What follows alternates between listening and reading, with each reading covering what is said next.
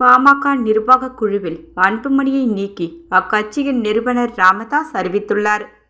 பாமகவில் அப்பா மகன் மோதல் தீவிரமடைந்துள்ள நிலையில் இருவரும் கட்சி நிர்வாகிகளை நீக்குவது, புதியவர்களை நியமிப்பது என போட்டி போட்டு செயல்பட்டு வருகின்றனர். பாமக பொதுச் செயலாளர் வடிவேல் ராவணன், பொருளாளர் திலகா பாமா உள்ளிட்டோர் அன்புமணி பக்கம் இருக்கும் நிலையில் அவர்களை நீக்கிவிட்டு புதியவர்களை ராமதாஸ் நியமித்தார்.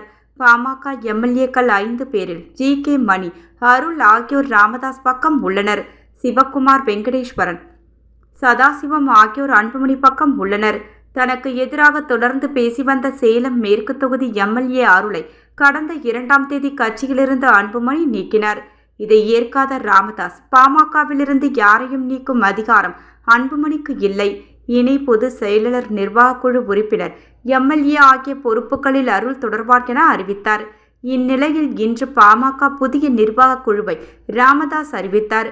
குழுவில் இருந்து அன்புமணியை நீக்கிவிட்டு 21 புதிய பொறுப்பாளர்களை நியமித்து கட்சியின் நிறுவனர் ராமதாஸ் உத்தரவிட்டுள்ளார். ராமதாசுடன் ஜி.கே. மணி, சிவபிரகாசம், அருள்மொழி உள்ளிட்டோர் குழுவில் உள்ளனர். தற்பொழுது பாமகவில் மோதல் தீவிரமடைந்துள்ளது.